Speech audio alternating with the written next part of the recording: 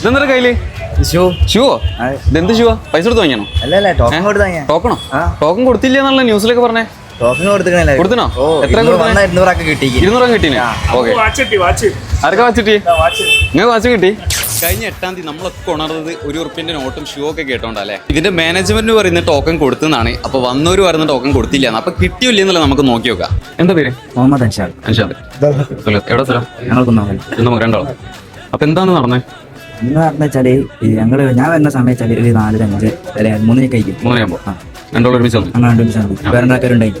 അപ്പൊ ഇവിടെ വന്നപ്പോ തന്നെ ഫുള്ള് ക്രൗഡ് ചെയ്തു. കുറെ ആൾക്കാരുണ്ട്, ഒരുപാട് ആൾക്കാരുണ്ട്. ആ ഒരു സമയത്ത് തന്നെ ഇവിടെ ഈ സ്റ്റെപ്പ് നിറച്ച ആൾക്കാരുണ്ട്. പിന്നെ ഏകദേശം ക്യൂ നിർത്തി. എത്ര മണിയാകുമ്പോ? 5 മണിന് മുന്നേ 4 മണിയൊക്കെ ആയിരിക്കും. വന്നപ്പോ തന്നെ 5 കഴിഞ്ഞപ്പോ തന്നെ എല്ലാവരും ക്യൂ ആക്കി. പിന്നെ ടോക്കൺ കൊടുക്കാനായിട്ട് എത്ര മണിക്ക് ടോക്കൺ കൊടുത്ത്? ഒരു 5:30 5:30 കൊടുത്തു. എല്ലാവരും കിട്ടിയില്ല. അപ്പൊ ന്യൂസിലൊക്കെ വന്നേ ടോക്കൺ കിട്ടിയില്ല. അപ്പൊ നിങ്ങൾ കിട്ടിയിട്ടുണ്ട്.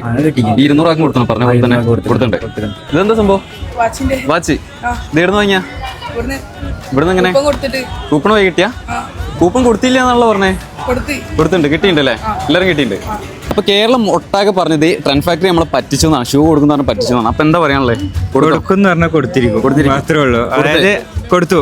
നമ്മള് MLA യും ഇവിടുത്തെ വേണ്ടപ്പെട്ട അധികാരികളൊക്കെ വന്നിട്ട് തന്നെ കൊടുത്തത്. കാരണം ഇനിയിപ്പോ ജസ്റ്റ് നമ്മൾ മറിഞ്ഞു കൊടുത്തിട്ട് കാര്യമില്ല. എല്ലാവരും കാണിക്കാൻ തന്നെ കൊടുത്തിട്ടുണ്ട്. 100 ആൾക്ക് ഷൂ കൊടുത്ത്. അതായത് കുറച്ച് ആൾക്കാർ വരാത്ത ആൾക്കാരുണ്ട് എക്സാം കാര്യങ്ങളായിട്ട്. ഓർക്ക് ഇന്നും നാളെയായിട്ട് വരും ചെയ്യുക, കളക്ട് ചെയ്യുകയും ചെയ്യുക. ഇവിടെ കൗണ്ടറിൽ അതുപോലെ ടോക്കൺ കൊണ്ട് വരാൻ പറ്റും.